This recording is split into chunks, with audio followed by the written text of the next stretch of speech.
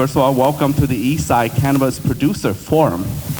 I want to thank all of you. You know, we did an announcement mainly on Facebook and on Hmong TV, and so we didn't expect this great turnout. So thank you for being here, and this shows that our agency, how excited and how eager the community are, especially in the Eastside St. Paul. And we opened this forum to all Eastsider, but as you can see, the interest group are predominantly Southeast Asian or Hmong descent. So the reason that I host this event is mainly provide information and get you connected with the agency.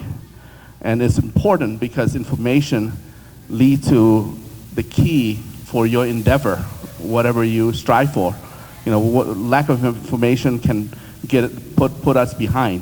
And this is a very important issue, and I know, and all of you know, that it actually, before we passed the legislation, we already had influx of Hmong community moved to Oklahoma for that opportunity, or to Northern California. And I so much want all of you back home, you know, back home to live in Minnesota because of this opportunity. But I want you to take the step, but more, being more informed instead of just go into it blindly, and there's rule and regulation too. So I know that this event is predominantly Hmong, and we're going to use English mainly, but you can speak Hmong or ask questions in Hmong. I'm here to help you interpret, and if anybody that prefers speaking Spanish or Somali, we can take a little time and have it translate as well to people on the panel here.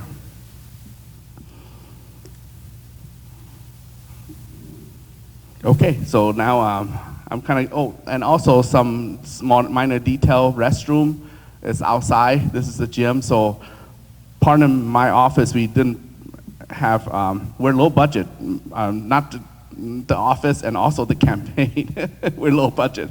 So we don't have enough water for our guest presenter, but we had orange over there for you. Thank you, Michael. Michael is my staff for bringing that. But the water is outside. Restroom is also outside, right around the corner too. So I will conduct this meeting predominantly in English, but I will accommodate and translate anybody that speak Hmong, Lao, or Thai. Those are the three languages that I know.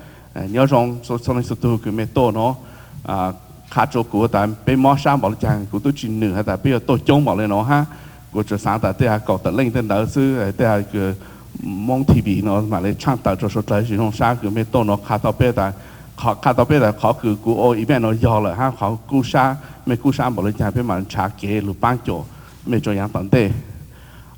And I want to also thank our media, the Hmong HBC TV, the Hmong TV Network, and Bali Talk Show, Twin City News. And also I want to thank Mr. Chow Her for bringing audio, his home audio studio. Mr. Chow Her, why don't we give them a round of applause, right? And but I want to shift all the attention to our guest today. Your State Senator of the Eastside St. Paul. I contribute to passing the law on legalized cannabis. But folks that are next to me here work harder on the issue. And mainly all credit go to the leadership of Senator Lindsay Port. She's here tonight. She's from Burnsville, Minnesota. At the same time, she's also a friend of the Hmong community. Her history goes back to Madison, Wisconsin. She born and raised in South Dakota, but her adult life has been in Madison, Wisconsin. So in terms of, she's also very familiar with the Hmong community, and we have great conversation. We have a connection of friends too in the legislation, in Wisconsin legislature, we know each other. So thank you, Senator Lindsay Port, for being here. And she's the chief author of the bill, and I will pass the mic to her, talk a little bit about some of the equity portion of the bill. I will not go detail and explain it, but later I can translate to those of you who may not be clear, and I can reiterate that to everyone. So our also guest here with us is Marone Melican, Director of Outreach from the Office of Cannabis Management, right here.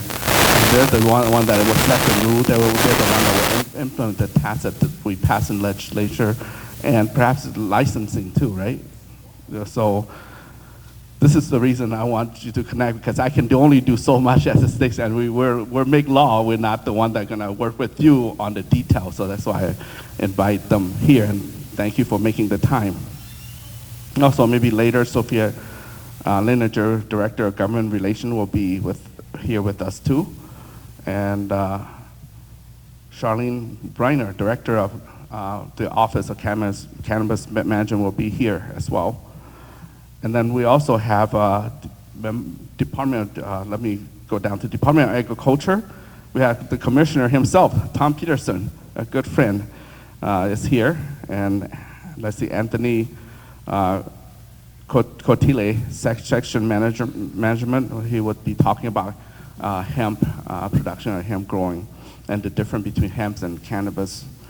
And then we are expecting to have presenter from Department of Employment Economic Development, Nathan Radner. When he's here, just come right on and speak. So he can talk to you about the grant that's available to you. When I'm sure when Senator Port talk about the legislation, she will probably gonna talk more detail about the funding, the equity portion, the grant, and such. So thank you all for coming, and I want to pass the mic here to Senator Port, and then later on I want ample time for you to ask questions and ask us harder question. Earlier, as I walk around and talk to people, one person said, what if I apply for license, or if I run into any difficulty, who should I call? I said, you can always call back to me if you run into a problem, because we will change the law to accommodate you. That's what makes this country wonderful and help new American like ourselves to be successful. So I'm going to pass the mic to Lindsay Port. Let's give her a round of applause to be here first. Hi, everyone. I am Lindsay Port. Really, thank you very much, Fong, for inviting me into your community to talk about this. I am really honored to have been the Senate author of the cannabis legalization bill, mostly because as the chief author, I was able to make sure that our two main priorities stayed at the center of this bill all through a very lengthy and complicated process of passing the law. And those two main components were, one, to begin to undo the harm that had been done to communities through prohibition, particularly communities of color, with ensuring that expungement was not just the center of the law, but that we were the first state to make expungement automatic. So folks did not have to figure out how to do it, but for most low-level offenses, it automatically happens to start rolling back some of that harm that the state has done through prohibition. The second piece was that as we set up an industry, we wanted to ensure that social equity was at the center of it. And we're not the first state to try to do that. As we've had the, I guess, pleasure of learning from the other states who came before us, a lot of them have tried to put social equity at the center of their laws, but not many have been very successful at actually achieving equitable outcomes. And so as we wrote the law, as we're continuing to look at implementing the law, we're continuing to think through all of the implications that different rules have, that different timings have, to ensure that community, really community-driven engagement in this industry is what leads us here in Minnesota.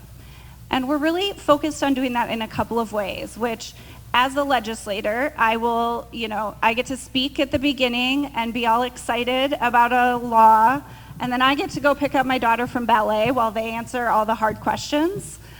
But we are, hey Nathan. There's a couple of areas where we're really focused on ensuring that community is able to engage in this industry in a way that's meaningful to you. We knew in Minnesota that we have an incredible legacy of Hmong community, particularly, that has a cultural, really a cultural connection to agriculture, to farming, to growing from our land. And we wanted to make sure that we didn't just understand that that might happen somewhere, but that we made space for exactly opportunities like this, for us to come out to community, to connect, to help engage, because frankly, you all are the future of the cannabis industry in Minnesota. And we are really focused on making sure that's true. But it's only true if we can do this together, right? It's only true if you have access and your questions can be answered and you have a real opportunity to get not just licenses, but licenses early in a way that allows you to help us build the kind of industry that really looks like Minnesota.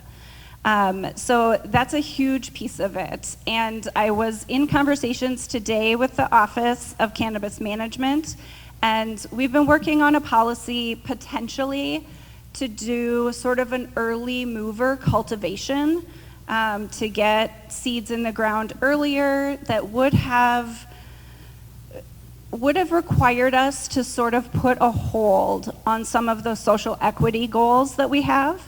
It would have required people who have more money, people who have more access, people who are able to work the system to be able to be first in line. And so we made the decision today with the Office of Cannabis Management that we are not going to move forward with that. We would rather move slightly slower and know that our core goal of having social equity at the center of our industry is actually able to be true. We've learned from every single other state that has tried to move faster that in order to do that, they've had to sacrifice equity. And that's just not the principle we want to move forward, and we understand that that might slow us down a little bit, but we'd rather do it right than have an industry that just doesn't hold our core values true.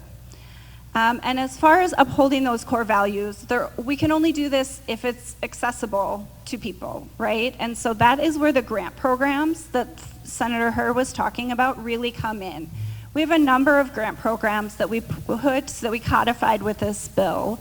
One of them is a Can Train program to help understand the business around the cannabis industry, to get the kind of training or answering questions about how to start a small business, how to do all of those, whether it's loans, whether it's getting a building, whether it's a lease, whatever the questions are, to really make sure that folks have programs that can help provide that information.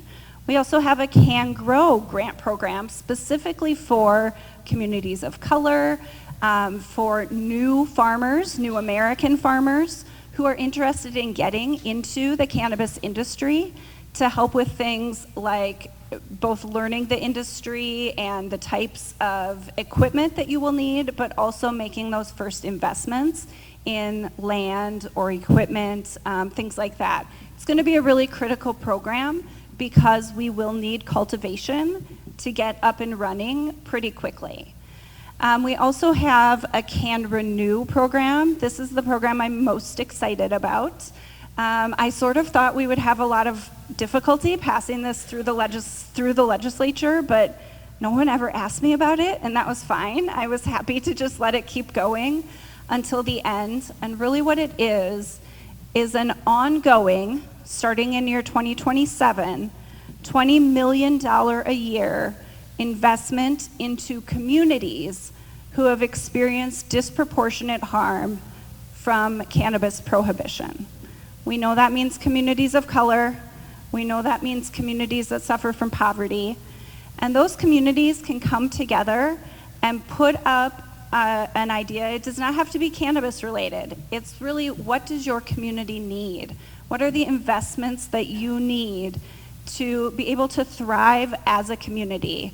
And it is an ongoing, in perpetuity, the program never ends, $20 million a year investment back into community to make sure that as this industry is setting up, you all have a voice in how the revenue that comes in from this industry is spent, and that it's actually spent in your communities. And so we've had some great work. Senator Susan Pa has worked with me on that, and making sure that there's also a youth engagement portion of that, so that we're investing in our next generation. I could talk about this all night long. I won't, because I know people who have answers to questions are here for you. But I just want to say thank you so much for your interest and for coming out. We cannot make this successful if it's one-way conversation. We can only make this successful if we do it in partnership. My office door is always open. I'm just down the hallway from Senator Herr. We cannot wait to stay in community with you, and if you'll have me, I'd love to come back this summer and do this again as we continue to learn more information, make sure that we are working together as community. Thank you so, so much.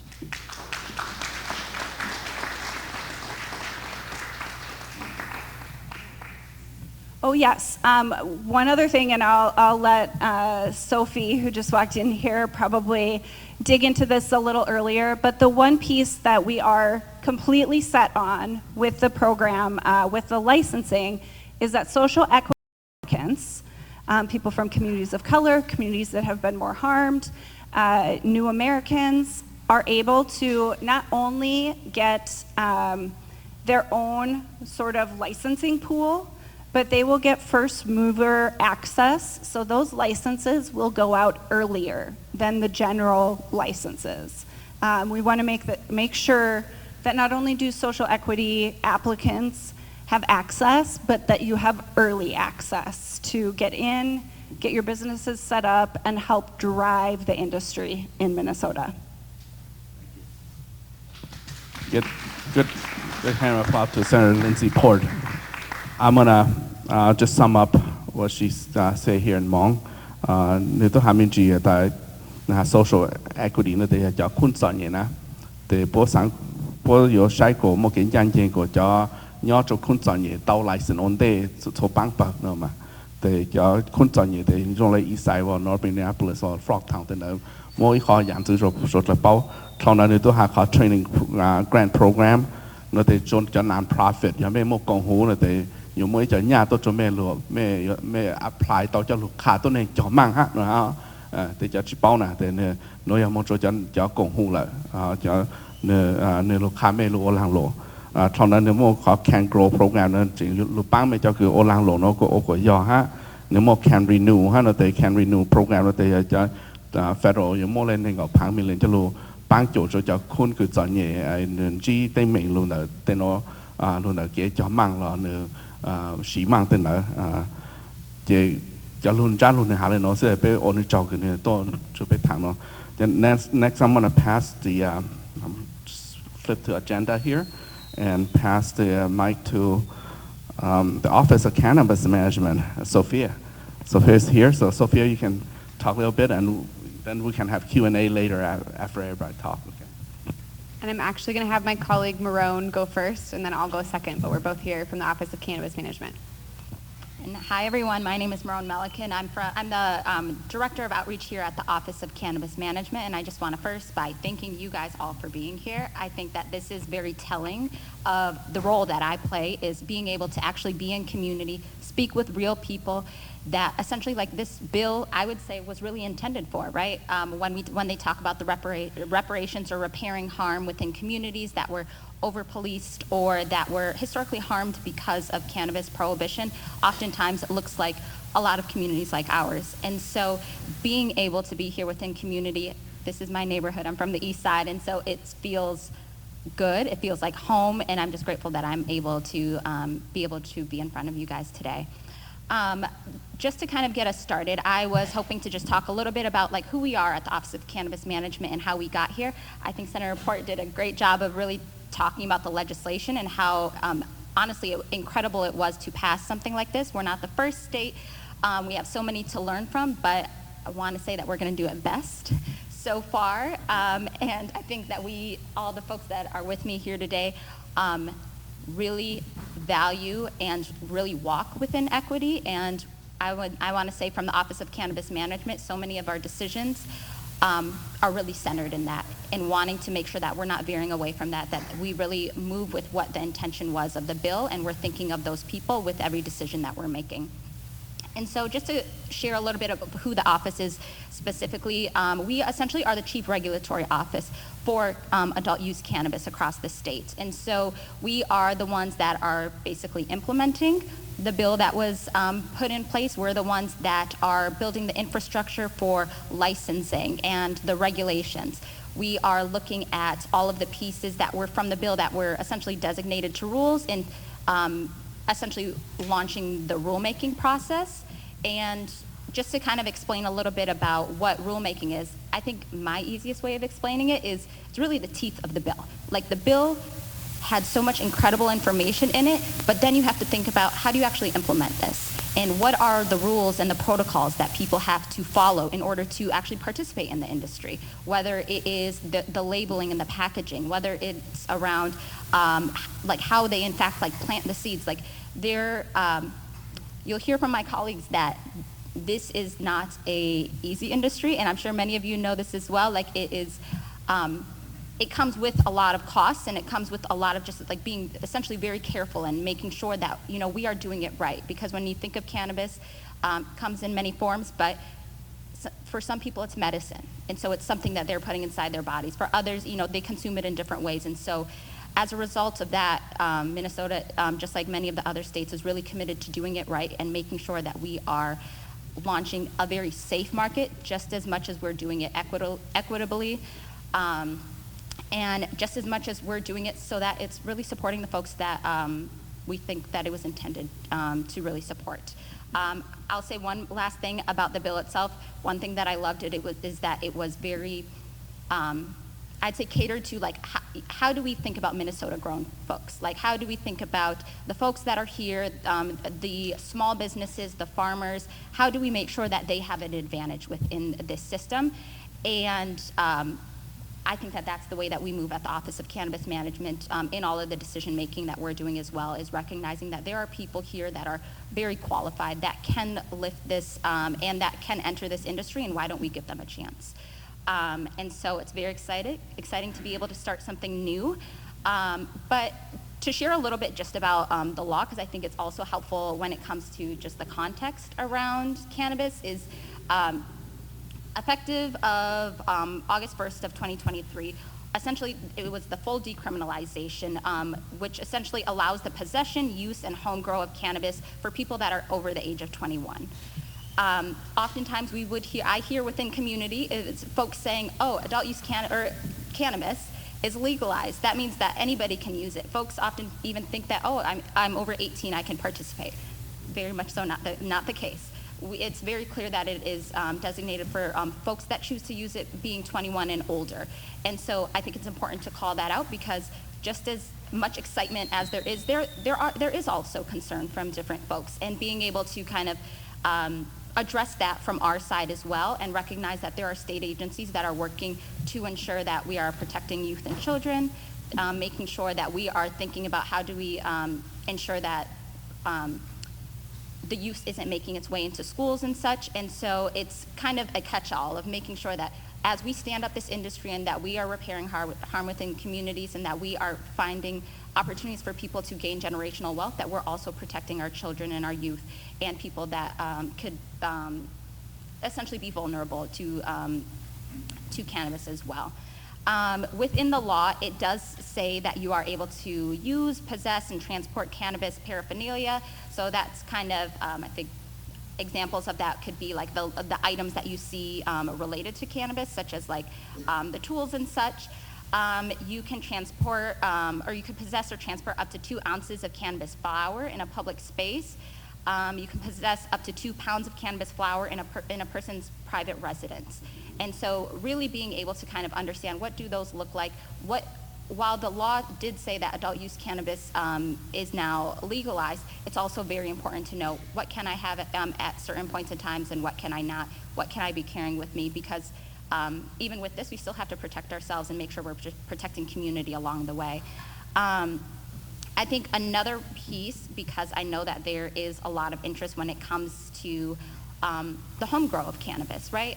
There are a number of people that have already entered into that industry, and one thing to just be aware is that we do allow for the home grow of cannabis. However, it's of course a person that is over the age of 21, but they can grow up to 8 cannabis plants with no more than 4 of those plants being mature flowering plants.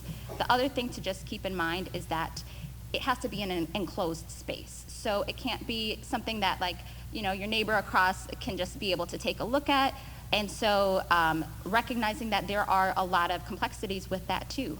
I think it's important to always know that, you know, we don't want young people to have access to it because, you know, it's not meant for them, and we don't want that it entering into their bodies at such a young age. And so really looking at like that idea of it being in an enclosed space is really a safety mechanism. And so I think that's just kind of an important theme when we think about OCM and this entire industry, is thinking just as much as we want people to benefit from this, we want to make sure that they're doing it safe and that they are and doing it essentially efficiently. There are also a number of questions about, you know, where can I use cannabis and where can I not? So again, it can be used by people that are 21 and older on private property. However, things to always keep in mind is thinking about, you know, if you are living in a multi-unit home, you know, that comes with its own circumstances, or apartments and such. Many apartments have restrictions that are put on whether, you know, people can participate in that. It's also recognizing that, you know, even within the confines of like an apartment, there are other folks that also live in that space.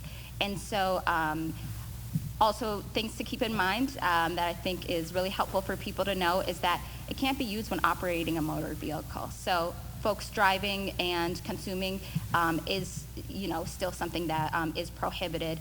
And then thinking about it when, you know, in the workplace as well, it's not something that can be consumed when operating heavy machinery. Even when thinking about like our school buses and such, people that are taking our children to and from school are also folks that are not able to be consuming. And so just recognizing, and I could go into full detail about all of those different pieces, but I'd rather kind of be able to share that with you guys afterwards, and just defer you to our website that has it very clearly outlined. But I think ultimately it's recognizing that with the legalization of adult use cannabis, there are still limitations to it, and we want to make sure that people know those just as they're entering this industry and if they're choosing to partake in it as well. I think I will maybe pause there just to kind of talk about, a little bit maybe about our legislative side of things and some of the proposals. I think Senator Port talked a little bit about where we stand around equity and some of the things that we held because of equity, and I think it's just a true testament to what our office believes in. So maybe I'll kick it over to Sophie to speak. Yes, hi everyone.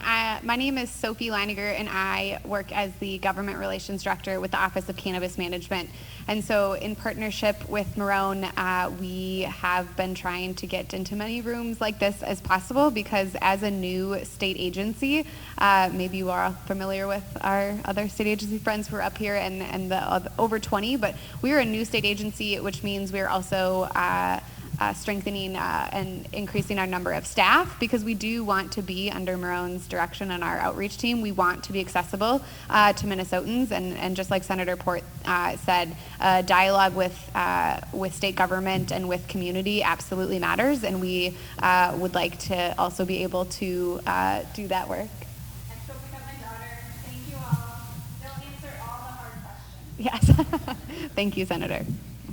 So yes, we want to be just as accessible as is a priority for all Walz Flanagan administration agencies. And so we also acknowledge we're new, and you may not know our website yet, you may not know our faces yet, and so we want to be out there and want to keep making these relationships. And so part of that work as a new state agency, as Marone said, we are tasked with implementing the bill and that our legislative partners passed. And so part of that also comes with, as we have entered, we are now near the end of the current legislative session, but when we entered this legislative session at the start of this year, we brought forward a series of recommendations legislatively that we put in front of our legislative partners to really strengthen the intent of last year's bill and really grounded in what do we need as an agency to operationalize, if that's a verb, the bill into turning it into a real life regulatory framework. What do we need authority-wise for our agency, and what can we do to strengthen the social equity provisions? And I know Senator Port mentioned it, but one of those things was staging the way in which social equity applicants will access our licensing system. And so as we stand up the agency and as we stand up the regulatory framework through the rulemaking process that Marone mentioned, we're also developing that system for applications. So we are not currently open for applications for licensing, but we're preparing that. And so part of that means what we would recommend is early mover status for those who qualify for social equity status. And so that means we would run that process. We have proposed to run that process starting as soon as we are done with session this summer and into this fall. Our application and licensing process, I just want to name this, it is lengthy, but that is, I think, an important piece, because when we're talking about a cannabis industry, we want to lead with health and safety and following good standards of operation so that we have a safe product, so that we have fair understanding of how testing things will work, and so that we have the structures in place for facilities to be run well, and for this industry to be trusted by folks and to be somewhere to go. And so it is important that we do the due diligence in the application process. And so while it is lengthy, it is also something we are working on and I'm sure Nathan could talk about this too, about, technical assistance to work through that process. We want it to be the very happy medium of accessible while also holding standards for good operations. And so that is something we believe we can do with both goals in mind. And so our legislative recommendations and our bill that's currently moving through the Senate and has passed off the House floor so far does that. It creates a mechanism for us to move social equity applicants first. It also recommends a proposal in which we change the ownership requirement for social equity applicants. Currently in law, it requires 100% ownership. We, knowing that this industry is capital intensive, it requires a high level of capital in some instances to operate. We also want to ensure that folks under social equity status have the same opportunity to partner with people that people not in that status do. So we move the ownership requirement from 100% to 65%. So still maintaining a high threshold of ownership and control. I think the national average is somewhere from 51 to 55, so staying higher than that to maintain the intent, but still allowing space for partnerships and deals and to not allow and not to limit social equity applicants in that way. Similarly, currently a applicant would be required to have property secured upon time of application. What we have learned from other states is sometimes that poses a real risk to applicants in a way of requiring that at time of application with no assurance that we move to a license. That's a big financial risk to take on a property, and so instead requiring that later down in the application line. Not requiring it at the start to not have folks have that take on that risk with no assurance of that license as we move through the process, and instead later down. So those are two examples of recommendations that we believe move us in a way that makes it closer to the goals and intent of how we can move it forward. But I will say, as any good bill on the floor, it's not law until it's off the floor. So seemingly, as we end year of session, and I'm sure Senator Hur will help us with this, we also want to be very clear in how we come out of this session with what is law. Maybe we heard in the news certain bills were proposed or certain things, and so we want to, be clear in our outreach of what actually comes out of session, what is in the law, what is the system we will be implementing. And similarly, as we come out of this legislative session in the next few weeks, I think it will also help us get clearer on more information about when we are going to be open for applications and how we move through that process. And then similarly, as an agency, I know it's early and Senator Hur is probably going to laugh, but as we prepare for next session, agencies in the summer and in the fall also really want to prioritize engagement with folks like yourselves and rooms and tables across Minnesota about what are other priorities heading into the next session. And so continuing the conversation, and maybe you're not interested in a license, but you're interested in the community renewal grants that Senator Port mentioned, or maybe you're interested in education and outreach related to youth and prevention and substance use prevention. So I think there's many ways and levels that we can focus on too, and as an agency we want to be responsive to that and be good partners with our other agencies. So that is there is quite a bit more in the bill that I'm happy to cover later, or ask questions or answer questions about, and also happy to share to where more of a status of where we're at. But I'm sure Senator Hur can help us all with that too as we move through. Well, thank you, Sophia, and thank you, Maron, for your presentation. I'm going to sum it up in Hmong, and I do have a little question, a question, a little advice, a suggestion for you too. In Hmong, Hà Nội mình chỉ bố tôi hành đầu tất sự cũng mà hay dùng gì chứ, tại ý tụi tôi này để bố ngang lại ounce, hoặc là để ý lúc chế để bố cái giá lại pound, hoặc là để mấy mua license cứ mấy giờ transfer nó để khó mà sai trở lại tụi chạy, ý lúc chế để bố cho lại gì cho ha bao cho là thì của bao cho họ lưu là cho lưu ở tờ bang là bố cho chạy họ ha cứ khó cứ tại nhiều khi nó từ cái license nó thì lưu summer nó cho bé mà ok chạy xe là chăng để tụi thằng đó cũng mà chăng tờ ha. And when there's dates or deadline accepting application, do share with my office too. I don't mind being an information outlet. But at the same time, I don't want to put you on the spot. I have conversation with Senator Lindsey Port about it too, that we need to be inclusive as much as we can. The agency, the cannabis management, and I don't know, and I don't want to go on whether counting, whether it's representing these folks here. And I just do a social media posting to the east side, and this is the people that show up, and this is the people that put me in office, and this is the people that are very excited to grow. So if we move ahead without including them, we're at a disadvantage. And I know I re-expressed my discontent as we formed the board of cannabis, that we don't have anyone of this community, let alone even I, the legislator. By the time I know, the deadline's already gone. So if someone who are really at that level and missed the deadline, imagine the people will miss the deadline as well. That's why it's, and I organized this event mainly to inform, but also because requests from the community want to hear about it. So I just thought I'd put a little word of criticism there for your intake. So next we're gonna move on to Department of Economic Development, Nathan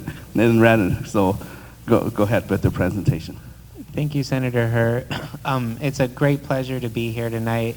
My name is Nathan Ratner. I'm in the Office of Government Relations at the Department of Employment and Economic Development.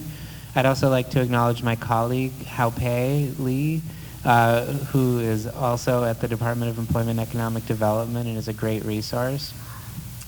I am here because I am coordinating the development of 3 grant programs that are housed and that we will administer at the Department of Employment and Economic Development, or as we call it, DEED. They are the Can Navigate program, which will offer grants to provide technical assistance to help applicants navigate all of the elements related to launching a cannabis business. Can Startup, which is a grant program that will offer relatively small loans to micro businesses in the legal cannabis industry. And Can Train, which will offer grants to organizations to do workforce training within the cannabis industry, as well as scholarships to individuals to participate in workforce training programs to enter the cannabis industry. We are also collaborating with the Department of Agriculture as well as the Office of Cannabis Management on a fourth program called Can Grow, which is very interesting in that it is for existing farmers who are interested in entering the cannabis industry to receive both technical assistance as well as small loans to support that transition. We are developing each of these programs with an emphasis on social equity and on supporting small business development. We operate with the similar principle as the Office of Cannabis Management in that we want to see those communities who were disproportionately harmed by cannabis prohibition receive disproportionate support in entering the legal cannabis industry. We also recognize that there are communities that have been harmed in other ways that also deserve a unique opportunity to enter and thrive in this industry. In terms of how we are developing these programs, we are doing it in a way that is as community and industry informed as possible. And so you're hearing it first on May 6th, a week from Monday. We are releasing what's called a request for information, which is an online survey that tackles everything from lenders to small business to people interested in working in the cannabis industry and asks questions related to what do you want to see, what is important, what are the barriers that you are encountering or think that you will encounter in entering the cannabis industry. We will then take all of that information and incorporate it into the programs themselves so that they are as impactful and directly beneficial to those who are entering the industry, especially those who qualify as social equity applicants, as they possibly can be. There is a significant, though relatively small amount of money appropriated to each of these programs. So there is $6 million appropriated to the Can Startup program, which offers loans to micro businesses, which are a particular type of retailer or dispensary business. Those can be for up to $50,000 per business or up to $150,000 if you have a private match.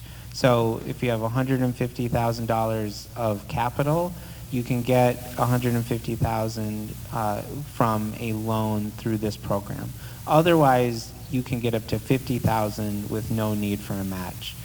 For the Can Navigate program, that is $2 million over the next couple of years.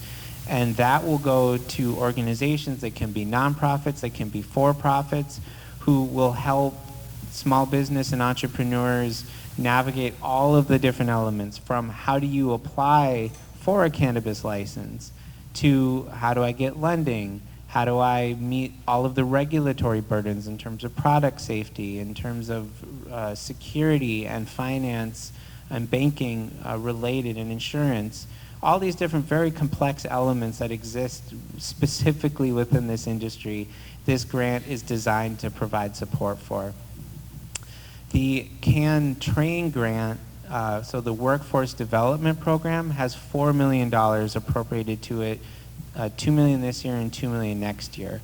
And so so those will offer grants, as I mentioned, to nonprofits, for-profits that are going to provide the training programs to enter the workforce. This could be in cultivation, this could be in doing science related to testing, to manufacturing, and it will offer up to $20,000 per individual to enter and complete a training program. Those could be at a Minnesota State school. There's a number that are offering programs, or those could be through other types of organizations as well.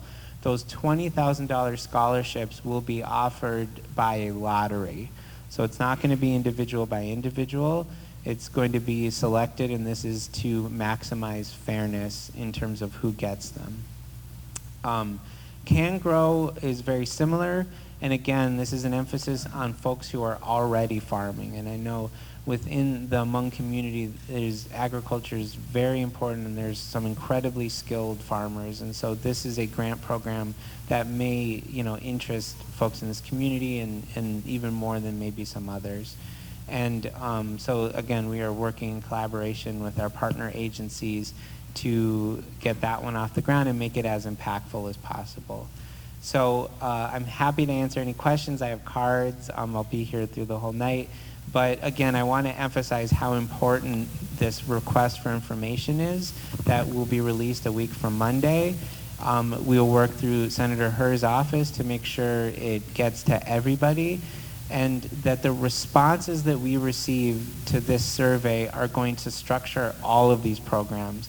Marone mentioned rulemaking. This is basically what we are doing for each of these grant programs.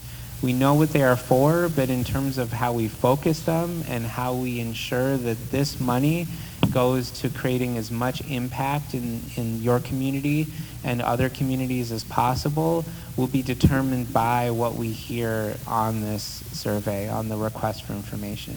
So with that, I can turn it over to Senator Her to provide clarity, and then my colleagues at the Department of Agriculture.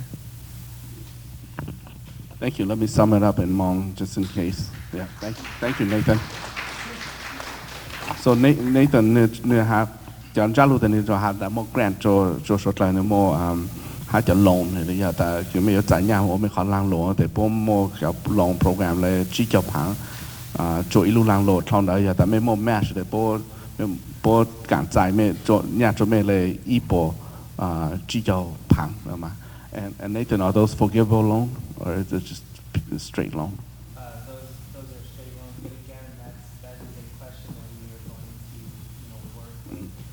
Many, I can't guarantee for this, but many of the loan partners we have do have a portion that is forgivable, and so that's something that we will explore, but that we don't have. Okay. And my staff have a sheet of paper here just so that if you are okay to write your name and phone number, whatever information you give, so that when I receive information from the agency, I can direct forward the email to you, forward some information to you. Okay. Well, thank you.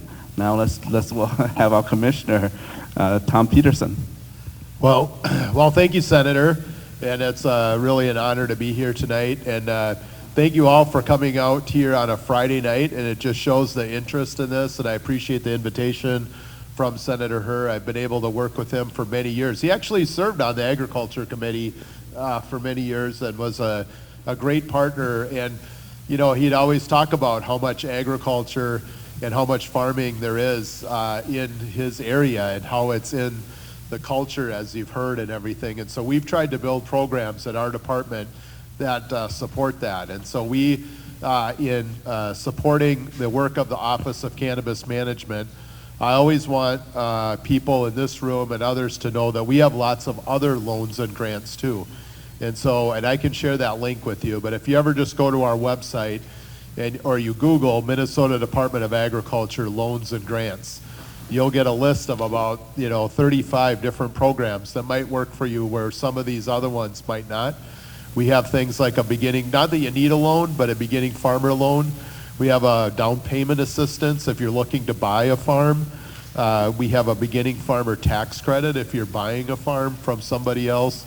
We have also equipment grants. We do food grants through like Farm to School if you're a vegetable farmer or something selling to that. But I always want people to know about those things that we have. We also, as commissioner, started that an Office of Emerging Farmers so that we're helping people that the average farmer in Minnesota when you look at the majority, look like me, right? White, middle-aged, mid 50-year-old. I live in Pine City, is where my farm is. But Minnesota is changing a lot. Our demographics are changing, and so we want to be sure that we're serving all communities, that people that want to get into all types of farming. And so we have an office. So if you have questions and you just don't understand it or you need help, you can call that emerging farmer office and they'll help you. And so I'll get that number and information to the senator. And one of the pieces, that the senator's been very, insistent on, and that's something that we're working on too, is our outreach to the Hmong community is very important. And so how do we, continue to work on that? And so I'm going to introduce if it's all right, Senator, I'm going to introduce Senator Senator Cordelay. Right? Welcome. He's our manager, Senator. but he does all the work at the department on this issue. But I'm really here to listen, to hear your questions and your thoughts, because that really helps me and all of us do our jobs. So thank you for being here tonight. Thank you, Commissioner, and thank you, Senator Herr. Thank you all for having us. I also have done my time over here as an East Sider, living on both sides of Conway Recreational Center. So it's good to be here tonight and spend time with you. My name is Anthony Cordelet, and I oversee the hemp program, amongst one of the many programs I oversee, which we started back in 2014. And so we've had many Hmong farmers grow hemp in Minnesota already, and there are still a fair amount that are licensed to grow hemp in Minnesota, I'm happy to say. I want to clear up some information for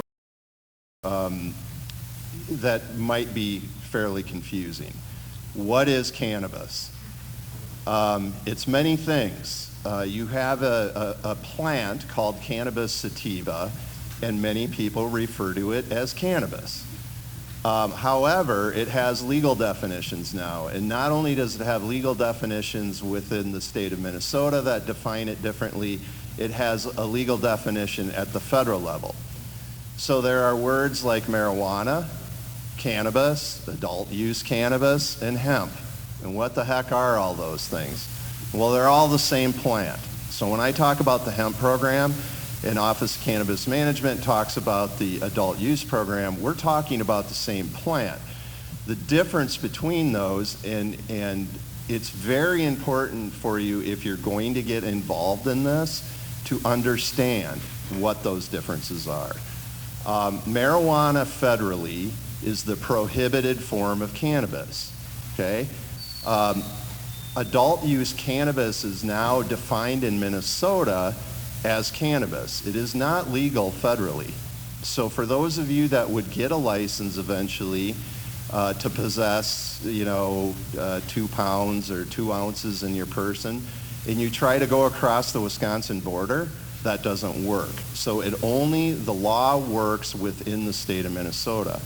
Hemp is defined both federally and within the state the same way. And what it is a designation of the cannabis plant that does not produce one cannabinoid, and I don't want to nerd out on all of you and use all these words, but cannabinoids are really what it's all about when it comes down to adult use cannabis. And the one I'm referring to is THC, is the acronym, tetrahydrocannabinol. Hemp is defined as 0.3% THC or less by dry weight, and adult use cannabis in Minnesota would be anything above that. At the federal level, anything above 0.3% THC is a Schedule I controlled substance, and it's a felony. Now that may change over time, but while we're still in this period of uncertainty at the federal level, it is important to understand those distinctions. You can grow hemp right now. You can grow hemp if you don't get an adult use license. And I'm not trying to pull you away or advertise for the program by any means, but I just want you to be aware that you can get involved in cannabis growing right now as long as you grow hemp. And like I said, many cannabis growers, or many Hmong growers, are doing that. And When I've talked with Hmong farmers, especially that have reached out to me about this new law, they seem to be confused that the only way you can grow cannabis is if you grow adult use. And many of them, when I've asked them, what products do you want to produce? It's had nothing to do with cannabinoids or anything to get you high, or be in a brownie or a flower smoked or any of that. They have mentioned that their ancestors and their elders have grown hemp for fiber production. That is hemp. And so I just want to point that out because I want to make it clear, although it's probably confusing, but Senator Herr, I can't answer all the questions tonight, but I make it my commitment to work with you and this community as much as we have to. The other thing I want to say is a good friend of ours, Jim Erickson, is in the room. One way for you to learn about this, because hemp growing and adult use growing, if you're growing for cannabinoid production, are identical. Growing for fiber and grain is more of an outside endeavor, which most of you are probably familiar with. Growing adult use cannabis is going to really be focused on inside, and that's why as Marone and has said, there's a lot of need for capital in this business. But I would reach out to some of the organizations. Jim, can you help me? I know you guys changed your name. It's Cannabis. Thank you, Tony. I'm the past chairman of the Minnesota Cannabis Co-op. Yes. Co-op is very important. So you could look up on your phone right now, mncannabis.coop, and you can see that group. If you are interested in getting in at the low level, being a member of the co-op where you are an owner, yeah, not in the business. So Tony and the commissioner have been very helpful to those of us who grew. I grew in 2020, so I have a little experience. I got started when Representative Dang asked me to help the Hmong farmers. Yeah. Back in 2018. So I said, why not? Why don't I grow? And I grew a little bit. And I'll tell you about my experience if you want that later on. But MN Cannabis, mncannabis.coop. You might be interested in joining. It'd be an easy entryway, not very expensive, but you get a lot of folks who are in your shoes who want to be in the business. And that group is a good to be a member of, and the department and the new cannabis office will be very helpful. So happy to answer questions later on. Thank you, Jim. And I would say the co-op is good because they have a lot of hemp growers that are going to move over into the adult use space, and they already know how to. They have setups for growing adult use cannabis already. Some of them are looking for partnerships. So, that can always help you get started too. So it's well worth talking to them because they can tell you about the trials and tribulations they've had trying to start a cannabis farm. It's not as easy as everybody thinks or everybody makes it out to be. The other association I would look up is the Minnesota Industrial Hemp, not cooperative, Minnesota Industrial Hemp Association. David Ladd is in charge of that, and he represents some farmers and growers too that, again, are searching the same way you all are of, how do I get involved in this, and what's it cost, and what kind of machinery do I need, and what type of, agronomic, ideas do I have to think about to make my crops successful. And you can certainly always reach out to us, and we're working closely with the Office of Cannabis Management too. So hopefully the confusion over what is hemp, marijuana, or adult use cannabis will get less and less as the years go on. So with that, I really want to leave time for questions and hear from you all, but I just wanted to introduce who we are. And if you want to find us, just put in Minnesota Hemp Program, and it'll bring you right to the MDA's Department of Ag's hemp program, and you'll have all our contact info. Thank you, Anthony. So it's perfect timing. On our agenda, it says 6:30 is for Q&A, and so it's perfect. Yep, we're right on the dot here. I just want to sum up what you just say in Hmong.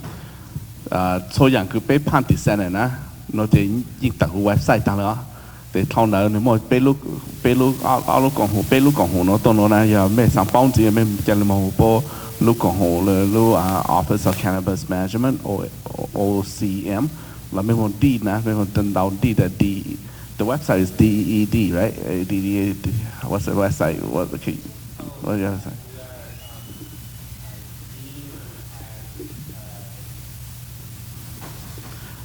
Minnesota DEED and Minnesota that will come out your website and then ထောင်တဲ့ Department of Agriculture 咧咩 Google 呢得啦嚇，對咩話？西部就 grant 啦，Commissioner 都係幫我就 grant 咗 beginning farmer 冇人鬥一好啦，有咩就 B 路 farming 啦，你哋幫冇人鬥เขาคือ俾住ถูก包住ให้俾住 apply 就幫就 grant 嚇 and คือจะแต่ไม่ apply ชิดาวนะแต่ไม่ต้องหาจุกูไม่สำเป็นมาลงกิจใจจะขอคือพวกยิงสังกัดไปจะต้นเหตุน้องเตาจะ grant หานั่นนะแต่ฝั่งเตาไปจะต้นเหตุจิโช apply จะ grant จะ grant เขาคือ commissioner หาจะ grant มาจีจะมี IG จะผ่านเลยจะนี่โปรผ่านจะสอบฮะแต่ในมันใน level แต่ไม่ใช่หูจะไม่ qualify ไม่มา apply แต่ก็ต้องใช้เป็นจันจันลงนะ so now is question and answer timeไม่มองลูนะจีไม่ยิงไม่นูเป็นมาเตะเลยเป็นเตะต่อไม่จ้างเตะแต่ลูกไมโครโฟนเยอะลูกแบบนี้นะหาช่างแต่พอตั้งกูหาก็ไม่ชอบเบนะเราเตะกูไหลไหลสีสาวโอเคมอเอาไปไหลสีกูไหลสีสาวแต่ไม่สั่งเต้า information คือถ้าถือพวกมอ deadline ที่ไหนนะแต่กูมาช่างแต่ใช่ไหม go ahead your question I'm going to ask my questions and then I will do English first and then I will do Hmong as well so that we don't have a repetitive questions, okay?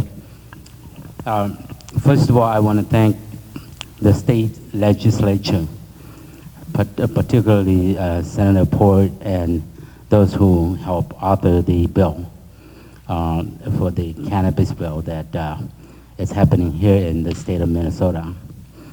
I also want to thank the leadership that makes this happen.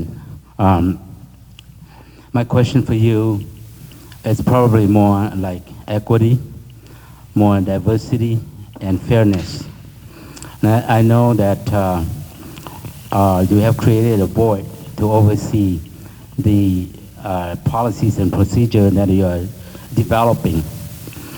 I haven't seen any Hmong representative sitting there, and we have the state of Minnesota has the largest Hmong population, and many of whom are hemp and cannabis growers in other states.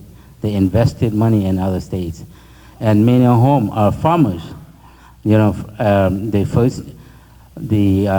first generation hasn't gone, so they still have the skills necessary.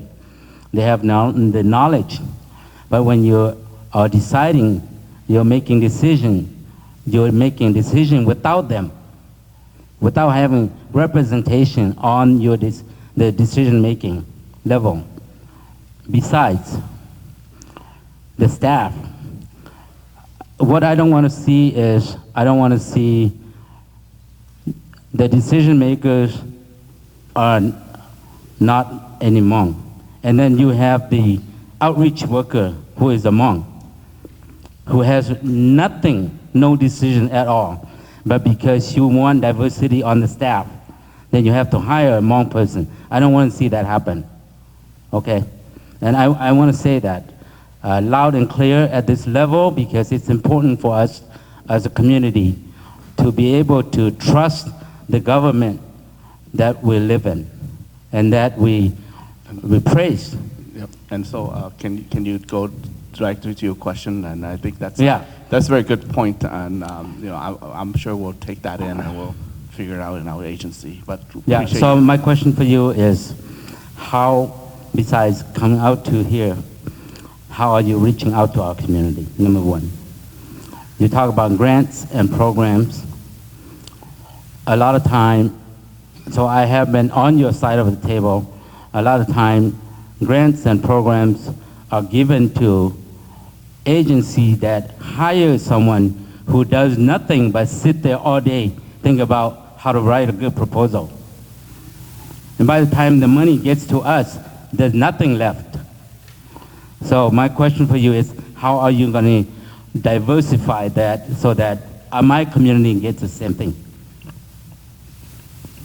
I was and making sure that we really are being very intentional about ensuring that that people from all walks of life, from different communities, people with so much expertise are entering into those spaces. And I think with our office, we aren't necessarily the ones that oversee who ends up being on that advisory council. However, we do help coordinate the advisory council.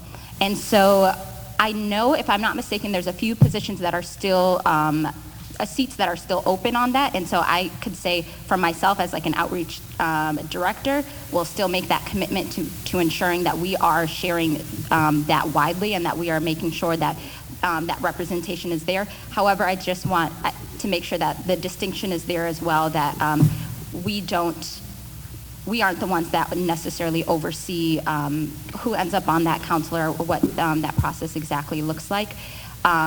However, we will kind of essentially coordinate some of those spaces. When it comes to hiring, though. Oh, yeah.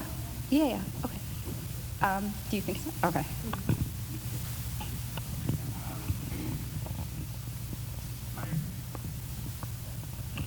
My question to you is there any limitation of quantity of license to grow marijuana? And then what are the qualifications to get the license? Thank you. Yeah, that's a great question. And so that question, I'll start with, there are several, I think over a dozen license types that are included in the legislation. And so there are separate license types for folks who would like to sell, so a retail license type and a manufacturer license type. And then there are 3 license types that allow for cultivation. There is, and I will say that it's going to sound complicated of like, why not just all one? But really the intent of that is to allow for different entry points into the market and to really have folks focused on the piece of the supply chain that they can excel at, and that it is then a multi business operation, and that it prevents some of the things that may happen of a really large company coming in and taking over from top to bottom the supply chain and not really leaving room for folks who maybe are focused on more of the smaller business side thing. So the distinction between license types helps that. And so there are, like I said, there are 3 license types that allow for cultivation. The first is a cultivation license, and that's a bulk cultivation license that allows for 30,000 square feet of canopy for indoor grow, and then outdoor grow. Tony may catch me on how many acres that translates to. And then there is the medium-sized license, the mezzo, which allows for 15,000 square feet indoor and the separate for outdoor. And the distinction between the large canopy and then the 15,000 and then the smallest one at 5,000 is the 15,000 and the 5,000, the mezzo and the micro, the medium and the small. Those 2 license types are actually the ones that you can also manufacture and sell. So they're and we call it the like vertically integrated type. So it allows you to have a small grow and 1 retail shop, for example. And the legislation gets pretty detailed like that in terms of that, but we're working on visuals that help distinguish between those license types that will be available. So for example, for that smallest level of growing at 5,000 feet indoor and an equivalent outdoor, and then being able to manufacture and sell within your own company, we are looking at that license type. I think there's a lot of interest based on feedback we've received in that license type.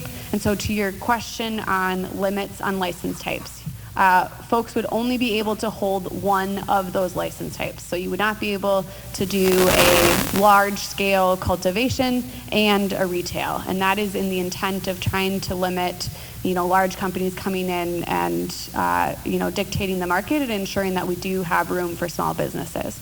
And so as we open up the market, we have proposed a limit, or caps as we call them, on the initial phase of that social equity track as we get opened, just to prevent some risks we see in other states. Is if we do too many licenses, it also has the risk of oversaturation of the market. So too much supply hurts folks' ability to sell at good prices, and also the risk of diversion. And so that would be sales of, or if we have too much product and nobody can sell it in a legal way, then it diverts into sort of the illicit market, and we want to prevent that. So it's capped on the front end as we enter, but then moving into market launch in general, we are proposing a limit on the largest cultivation limits, that 30,000 foot, and the medium one, but not a limit on the small 5,000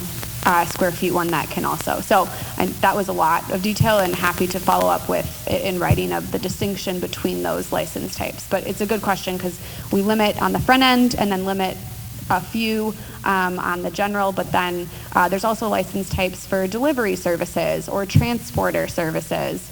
And wholesale license. So there's various entry points, and those we do not propose limits on once it launches, because those are important pieces of the supply chain that we want folks to have access to.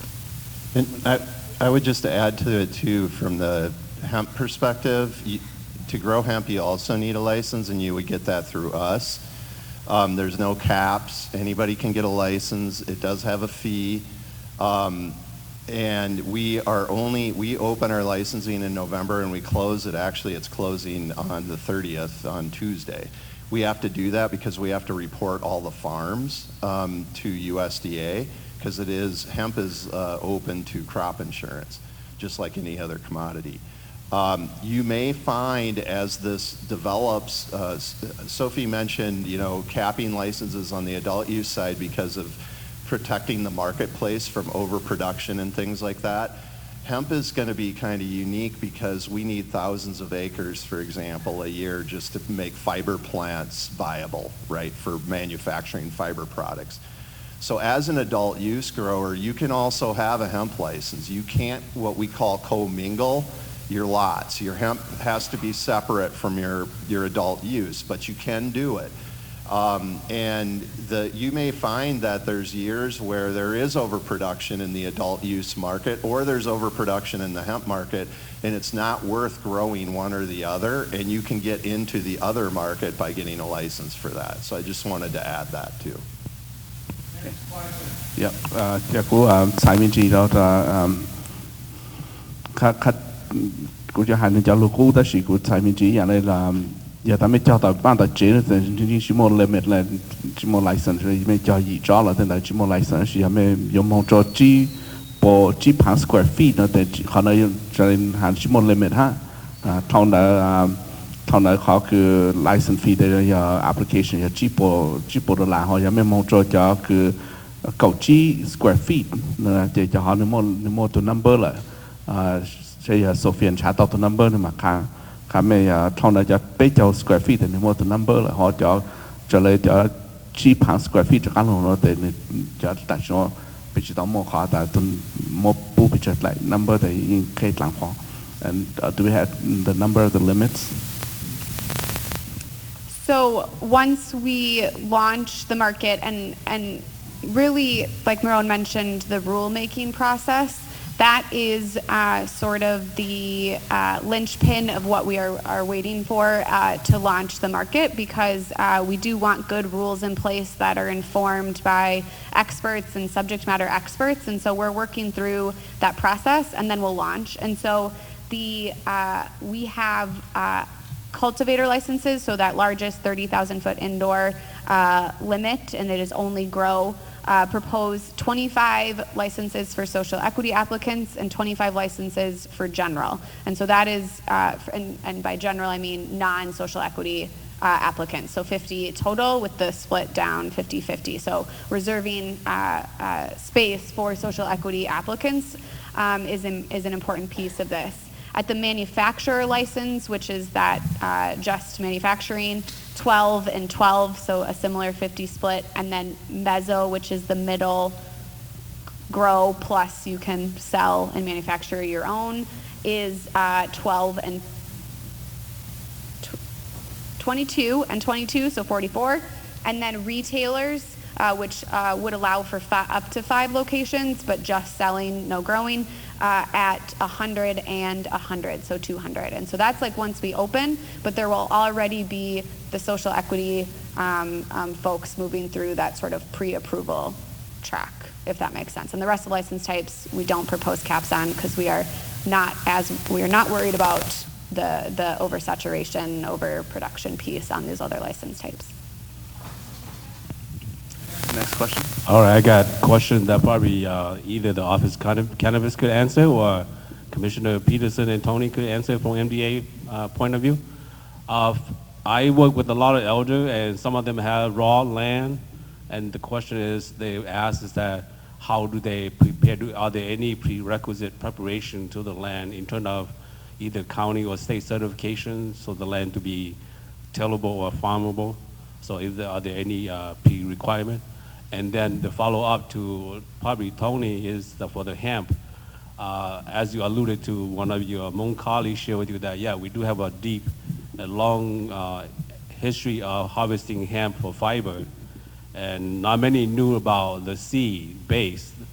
And I think I worked briefly with MDA before, so I knew a little bit about how that started. And are we still having the challenge of having adequate machinery to harvest the seed? Some of the elders also want to know, and also the land certification piece, that do we need that? So welcome all of you to the east side, by the way. Thank you. There's 2 questions there. Thank you. I'll try to tackle both. First, I'll go back. I'll start with your second one, and then Tom, I'll probably forget the first one if you could remind me. Yes, there are some challenges for machinery in harvesting both grain and fiber. There are some specific, things that make it or types of machinery that make it a lot easier than other types. From the grain perspective, we've seen a lot of farmers be able to easily retrofit some of mostly their soybean harvesting equipment to easily get grain off of the plant.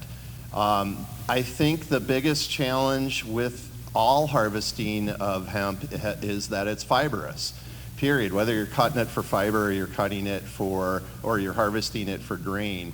And that wrapping and binding around machinery, it starts fires, if you're going too fast, there's a whole learning curve with that. And that's why I suggested earlier, it is a benefit before you get into it, if you're gonna go the full machinery route, to really talk to somebody. There's plenty of farmers around, even the East Metro here that you could talk to that can show you their implements, and they're generally friendly and want to see hemp succeed. So from that standpoint, there are challenges, but the machinery, there are some custom machinery now that is coming out for hemp purposes specifically, now that we're 10 years down the road. In terms of prepping the land, it's not a lot different than a lot of other crops. I'm going to use corn as an example because it's very similar to corn. Cannabis in general, when it's grown outside, it needs a lot of moisture early on to get the seed and the seedling development. But then the benefit of it is, and especially with the way our summers have been going with droughts, over the last couple years, it doesn't need as much water once it starts to get to that mid-development stage. But it does need a lot of nitrogen input or good fertilizer, and you want to make sure that your soil is healthy, as you would for probably what a lot of you are doing with your other specialty crops and vegetables and, commodity crops too. In terms of applying, I know that you do have to connect with your local units of government to get, at least on the adult use side, for hemp, you do not. It is federally legal commodity, just like corn or soybeans. Although you have to get a license for it from us, you do not have to get any special permission. As long as that land is zoned for agriculture, you're good to go. And so I would think most of the land that I've seen, or even around the metro where folks have 1 acre to 10 acre plots and things like that would fit the bill because they're zoned ag. If it's not zoned ag, it gets a little more complicated, but the only exception hemp has is you can't grow it in a residential dwelling, but we have had people grow it in their backyards. I don't recommend that. It doesn't make neighbors happy, but it's technically legal. I don't know if you guys want to touch on like any of the other things they have to do for licensing for an adult use.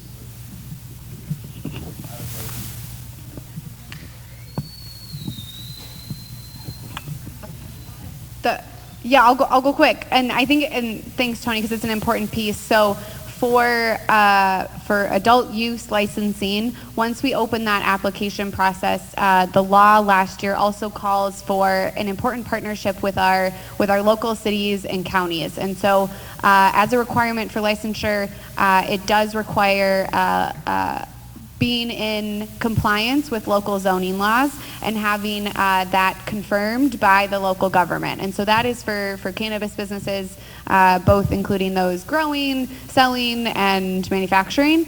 And then an additional piece for if you are the retail license, so selling, or you are the micro or mezzo selling, a retail registration is also required with the local city. And so that has to be coordinated on that end. And so we are, as the state, making sure that happens, but that is on the applicants and potential licensees' sort of responsibility and role of having those conversations there and working to meet zoning compliance. And I will say a piece of this too requires local governments to get local ordinances in place that account for something that is federally illegal and has not yet been legal in the state up until now. And so a cannabis business is likely not included in their local zoning laws or their how they're doing it. So we are having conversations with local partners about that. I think like many cities, they all do differently wherever you go, and so that also kind of depends on the city itself of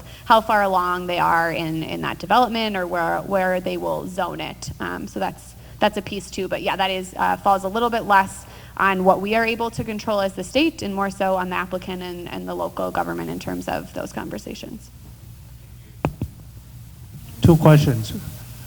North Wall and then West Wall.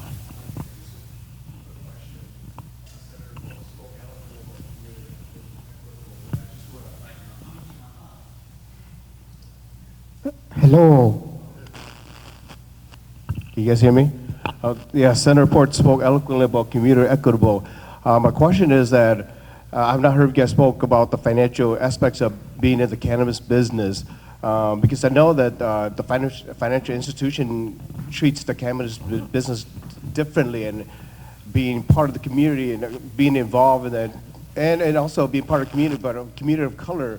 I haven't heard about the financial institution, how they're going to treat community of color being involved in this business. So I just want to hear whoever can take this question, but I would like to hear from you guys, particularly in this business, because it gets pretty difficult. So I just want all the community here to understand where you guys stand and what's your partnership or what's your relationship with the financial institution and how they're going to treat this business, given that we are a community of color. We're going to somehow, some shape or form, participate in this business. So I just, anyway, and welcome to the East Side, St. Paul, okay? Hey, thank you, and I'll start and then I'll pass it down to you guys. I will say this, if you're going to get involved, regardless of color or community, if you're going to get involved in cannabis, banking is a challenge. We've dealt with this with a federally legal commodity in hemp, where farmers still have a difficult time securing loans and getting banking. Now it's getting better, But banks are going to hedge risk, and they do not like when something is federally illegal because they are backed generally by federal insurance.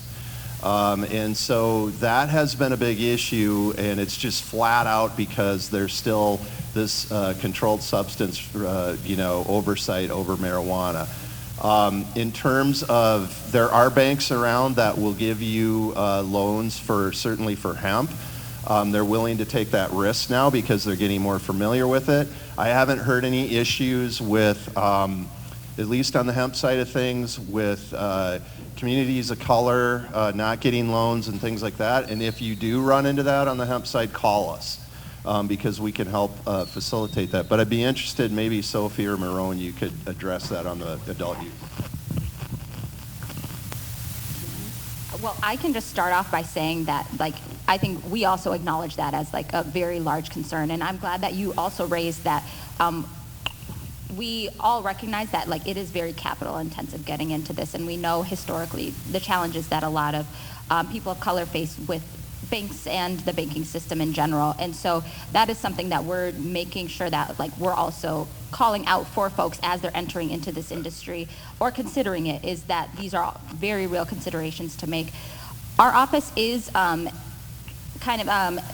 conversations with folks that are, I'd say, potentially warming up to the idea and thinking about, whether there's an appetite from various institutions to participate in this, but very much so, like Tony mentioned, that risk is very much so there, and anything that is federally illegal puts, just like that, makes it even a bit more difficult for folks to navigate. And so I think that that's consistently a conversation that we have folks from our office trying to navigate and figure out what are those various loopholes, or what are the support systems that are available to communities that want to enter into this. And very real considerations that people should have, I'd say, on the front end. Yeah, I think that's right, and I appreciate that question because it's spot on, and I think it's a difficult piece of this and something that I don't think we have an exact solution for, given the complexity with it being federally illegal still. But I will say we as Marone said, stand ready to engage in conversations about working around that. I think it's a space, and Senator Herr probably has experience too of where state government can't solve it. There's a lot of other partners that we can bring to the table and get creative and bring other folks to the table. So we stand ready to be a thought partner in that, or if we can be a helpful information sharing in that, to think about other options and third-party folks outside of government.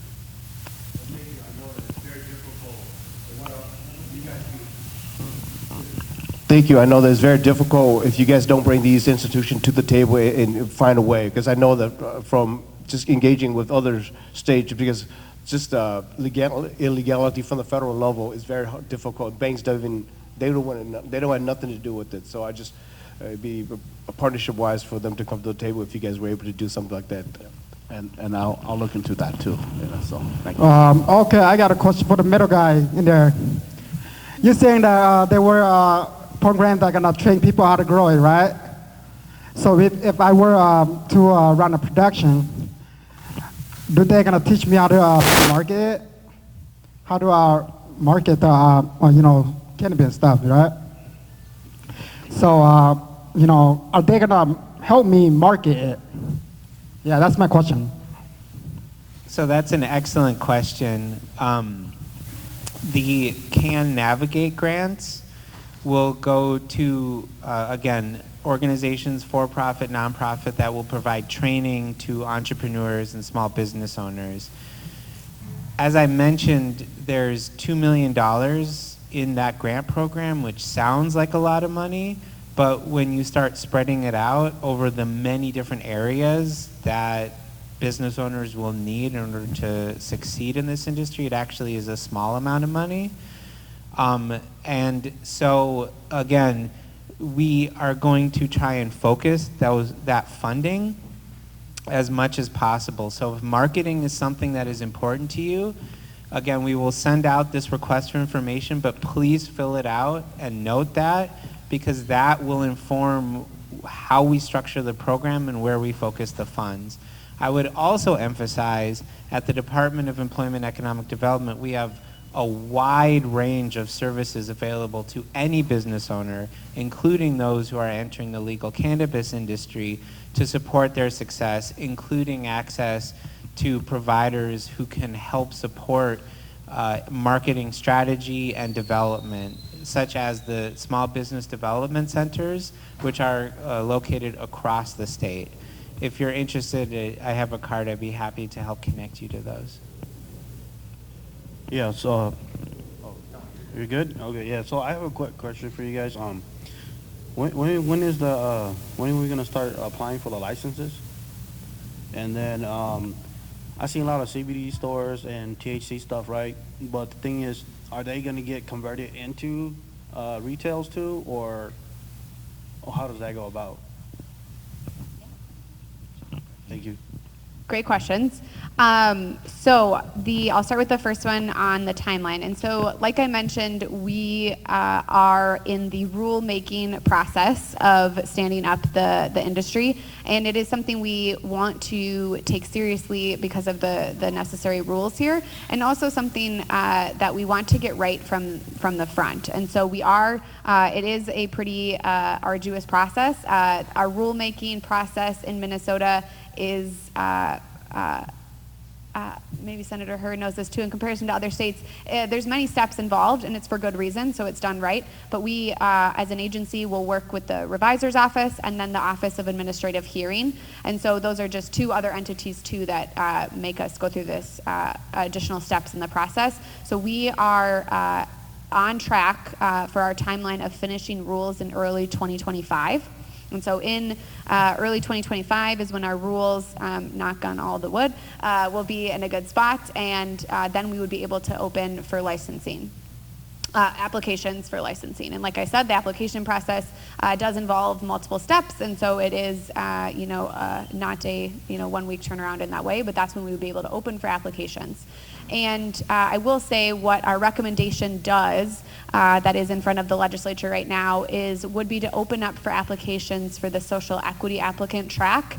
In the pre-approval track, we would hopefully want to open this summer for that application process, but the note I will make about that is our current proposal of moving folks through that social equity pre-approval track is until we have our rules, folks won't be able to open their doors for business, but instead go through the process of securing the property, working on local approval, getting the applications in, and doing all that stuff to get business in order. And yes.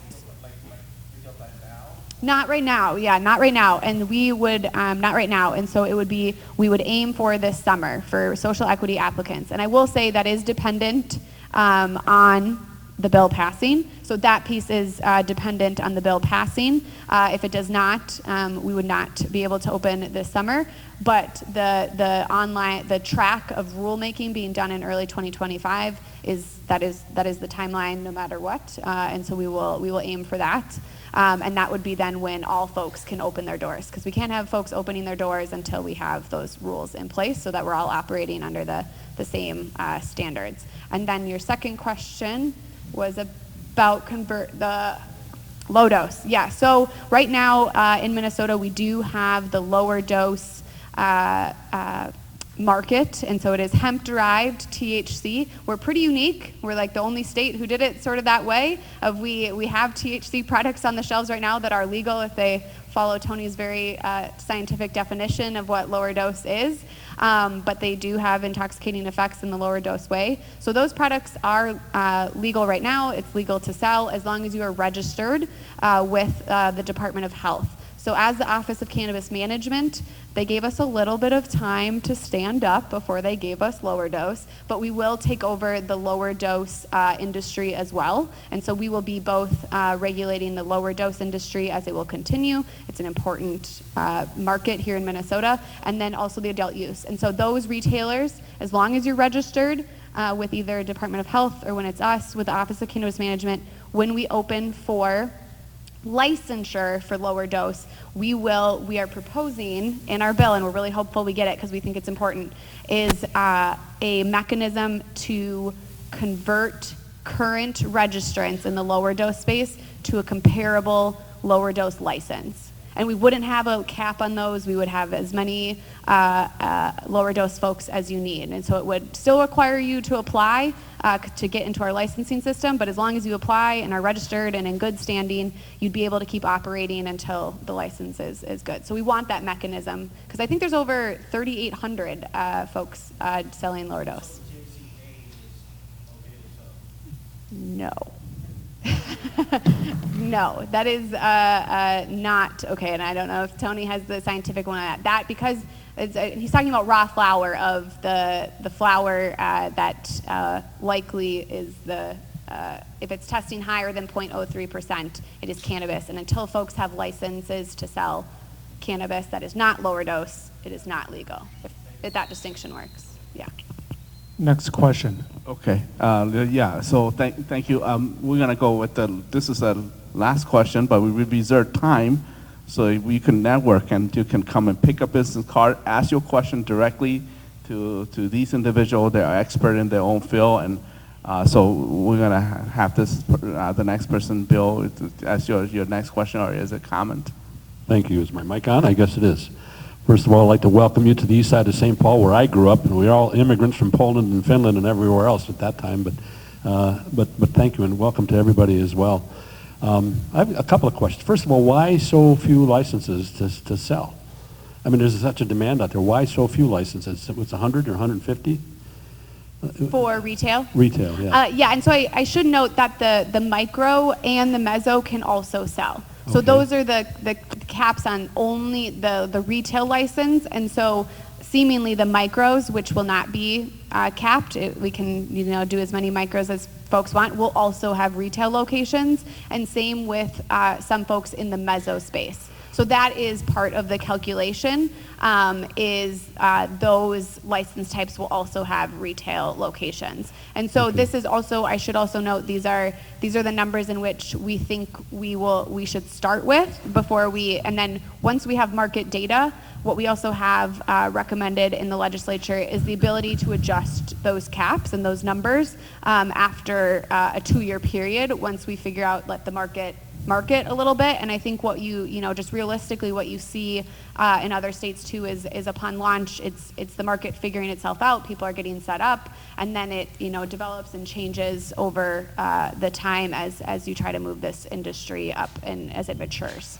Well, I can appreciate that. You have to start someplace, and I guess that's what you're saying. But my second question then basically is, then why do you expand that, and why do local units of government get an opportunity to get into the cannabis business? Like a local liquor store. I mean, we're all trying to get communities and equity and everything else going, and yet the law allows local units of government to set up their own cannabis store and compete with everybody else. Yeah, that is a great question. That is was part of last year's legislation, and so I cannot speak for the authors of last year's bill on that because I did not draft it. But that is included last year. Yeah. So if Maplewood wants to get into business, we would be competing with the city of Maplewood if they wanted to get into the cannabis business. And do they have access to the early licenses, local governments? Not in our current proposal. Not in our current proposal, no. And so there's also in last year's bill a requirement that local governments allow for every 12,500 people, there needs to be a retail location. And so seemingly cannot prohibit a retail location if they do not meet that requirement. So it would be, and I think in last year's bill, it allows local governments to apply for the specific retail license. They would not be allowed to apply for other license types. It is under the retail section. And so they would, in our proposal, as we've put forward in legislation, go through the same application process. And then I think in the House version that passed, it's a bit different now. So we will see where it goes. I don't want to complicate the matters, but if the city of Maplewood, for example, has a population of 36,000, do they get the 3 licenses? Do they stop anybody else from coming in? That is a great a great question. That's the concern, anyway. Yeah, absolutely. I've heard that we are totally, totally hear that concern, and I think I do not want to go too far into a what if scenario, because I think it also depends on what the local government has set up for how many licenses they are seeking, and different local governments will do it differently. And it also, I think, also depends on where social equity applicants, if they move through our pre-approval process, are setting up versus when general licensing opens. So I absolutely hear your concern. I do not want it all to sound like I just think at this point I just can't answer beyond some things that depend on a lot of others. All right, thank you. Well, and you have my ear too. Thank you for bringing that up, and we'll work to improve the legislation as we go forward. I know that this initiative has been boiling up over the years, and legislation take the leadership. Legislation like Senator Port take the leadership. Now we have an agency that will implement the task, and they're looking to it as well, and maybe even provide feedback to the legislature how we can improve. So we got a lot of work to do ahead of us, and I want to thank you all for being here. We reserved that. Pretty much we had this gym up until 8 o'clock, so we reserved the time so you can network, you can get their business card, call them directly if you have specific concern. The reason we call this meeting, we organize this meeting because I want us to kind of be ahead of the game. Actually, ahead meaning we are late already. We still want to work on diversify, our representation. There's still going to be task force that the agency will be creating, and that will need your involvement. And I'm sure they'll be more conscientious about getting people of your generation too. My generation, your generation is much the same, and even when Anthony was talking about cannabis noise, right? So I'm in legislature. I'm still have trouble getting that term going back and forth. So we really need some people in our community, and I'm sure as we go forward, the nonprofit will be empowered as they will receive grant to educate and walk our community through. But there are also opportunity. You are entrepreneur. You like to take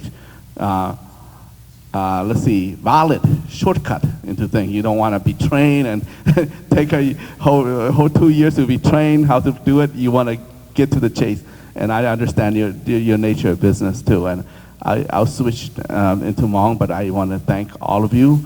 Stick around and connect with the community so that we could get them engaged. And really appreciate the legislation led by Senator Port to make sure that we have 25. That's 50% for community with social equity or social inequity, depending on how you define, so that we could have the opportunity. So I'm gonna switch in Hmong. 我讲到佢咩多呢？比如受學no是嘛？比如因為 block 咗錢啊填子，係咩移民就波談下個波包下有咩冇弄啦？只咩知道到啦？但咩ดูครับ波咩冇不就是當咩好嘅就波咩冇做好 website 做人哋樣 website 啦但是對咗你可能知道內容或者咗對省就研究研究的咩好就波談嘅波埋你對咩移民好咧，真係波應來依家同網絡做一做好係咩招呼對中國俾注目學嘅省要學幫助呢，對波下住查就網絡後嚟做好下呢對估計有三種就共同咯個我後嚟算咗做咩從速度通到做嚟估俾人哋มั่งคือ organize 個 meeting 嚟คือ就ไม่多是俾都經常面住啦ฮะช่างแต่ขอหลาย license คือ有可能的北京幫助能夠知，別的北京做住宅嘛都住宅คือ legalize 嘛已經透了，要做俾 state 咯是嘛？就後嚟佢有我就申請佢咪愛呢，對就佢咪愛呢，對如果紅到整路曬咗佢詞庫透到又但做路什麼咯又咩又就都係 feature 咩冇嘅，要做寬陣嘢咩想 apply 做 license 咯對。คือพวกเคลูกขอจงหอจะรู้ใจดูสูงนะกูมาชาติต่อจอไม่สนสุดตัวกูญี่ปุ่นมองเกณฑ์เชอญี่ปุ่นมองคือ อย่างเลยเตาเก็บว่าเม่งรุ่นเดอเขาคือจะมั่งเนาะกูปู่มองจี้เกจอนอย่างรุ่นเดอเขาจะมั่งเนาะฮะกูปู่จะมองโจกเรามาแคลิฟอร์เนียเขาจะการรุ่นเจ๊แต่จะป้องยาแต่จะจะย้อนชาตัวอย่างตันเดกูจะชาแต่เป็นรุ่นสเตย์โอเขาคือเกจใจรุ่นจ้างใจรุ่นปังเป็นส่วนสุดตัวกูเป็นหมดจี้จะเปอร์เซ็นต์เฟงโจเปอร์เซ็นต์คือโยไม่ส่วนสุดตัวนะคือกูหมดเฟงโจเนี่ยจะหูไอ้กุญแจตาnhà有只有一块用完咯就掹啦，有只有一塊用完，有只有一塊到nhà用完，咩就我後裏面已經包了，但是佢加上但係幾個 percent 啦，咩從你手多了呢？有講到就開始變成了，還有啊叫被蒙了那佢nhà佢賺了mới có chuẩn gì vậy，有嚟佢才嚟掹我可能說là người ra nó để佢這樣佢。bây giờ cứ bút thanh cứ làm mong thì chúng tôi organize cứ ở ilu công trình của rong ha khó ha lên đó của cho sang lên support cái này to nó mấy bữa này to này lo lấy của này giao của này cậu chỉ xong thì nên chỉnh chế tụ bằng ha lấy tụ này lâu vì như ít tụ cứ有時間到哈啦，就可能每個毛就在呢，再來個用呢，對到呢，呢，再來多指標呢，就可能幫助。做จะนึกถึงเข่งตัวขอเลยนะฮะเนี่ยจะคือ有网เขาคือสีมั่งเนาะเราปั้งโจนในรุ่นนี้ฮะเนี่ยจะไปโอในจอช่างเปลือยเขาเนาะแต่ในยัยตัวเป้าช่างกูจะยัยตัวคือย่อหัวสะพายคือจูโป้โฟกเขาเนาะซึ่งแต่เซนเนอร์ซูซันพาเราคือในกุนจูคือเซนเนอร์พอร์ตโอเขาหรือตัวเขาเนาะท่านนั้นrepresent สมัยตาว่างเราในจะยัยตัวแชร์โจด้านกูลาวเต้ฮะคือหรือโน้เป็นมาจะหาโลหะตัวเป็นมาขาดจนไม่หาเป้าฉากที่ปังจนนะพวกฮะแต่โอจอนตอนนั้นโอจอนตอนมอลุเซียโนโจเกิดย่าโจไม่กันจูบป้าถาง